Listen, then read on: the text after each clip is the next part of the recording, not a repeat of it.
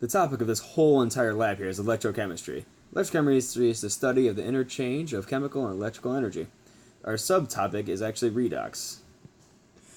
Redox is a process in which one substance or molecule is reduced and another is oxidized.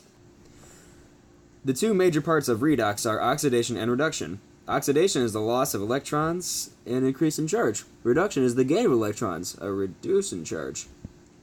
That's where the name redox came from. The oxidation number is the assigned charge of an atom. Now inside the oxidation and reduction, we have the oxidizing agent and the reducing agent. The oxidizing agent is the species that is reduced and thus causes oxidation. The reducing agent is the species that is oxidized and thus causes reduction. In this lab, we are performing an oxidation-reduction reaction involving zinc. We are treating a penny with a mixture of zinc metal and aqueous sodium hydroxide, or NaOH.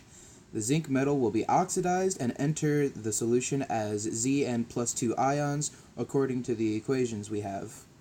Electrons can be transferred from unreacted zinc metal to the Zn+2 ions at the penny's copper surface. The new reduced zinc metal atoms are deposited onto the penny.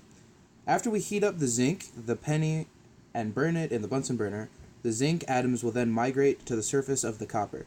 This results in an alloy or solid solution of zinc and copper known as brass. This is what gives it its gold color. To complete this lab, the materials needed will be a 250 milliliter beaker, some granulated zinc, some of the sodium hydroxide pellets, some water, a pair of tongs or tweezers, and a few pennies. Here's what we're doing in this lab. Well, first things first, we're going to add the zinc to the beaker, just enough to cover up the bottom of the beaker. That should be plenty. Next, we're going to add some NaOH pellets and let it dissolve in the water, and enough to sufficiently cover the zinc. That should be plenty also. Next, we're adding 2 of the pennies to the beaker and letting them sit until they are silver in color. This actually doesn't take too long in the process, maybe about 5 to 10 minutes. We were surprised by the reaction time.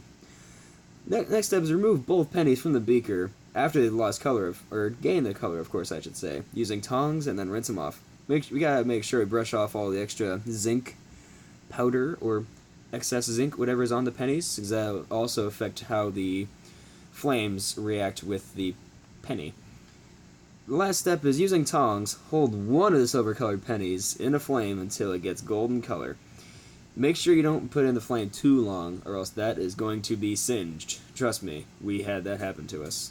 We have the reject penny, and then we have the good penny. And it was a pretty big difference between the two.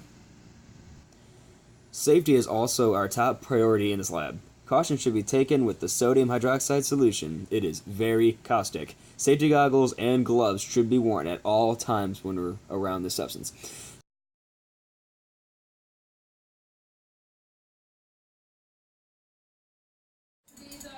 So this is the solution, actually the solids, before we actually add the water.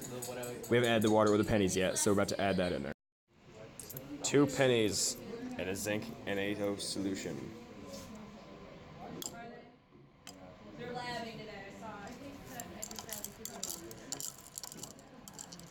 Now we wait for the color to change. Woo! There you go, Papa. Notice how the penny is actually silver. Actually, good results so far.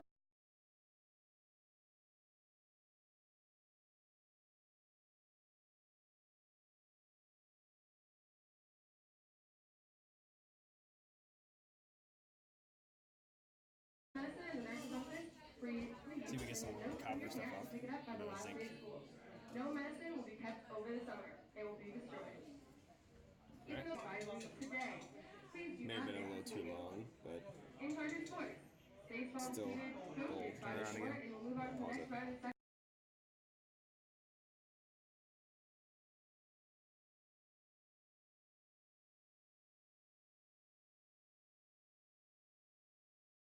So I can grab it easier. Do you have a Xerox, sir? Yeah, Christopher was hiding it. And make sure you press that. Good luck.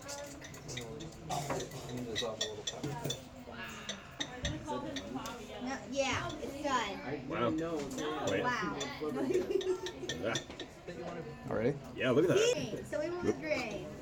We'll make each color. That's gold. That is gold.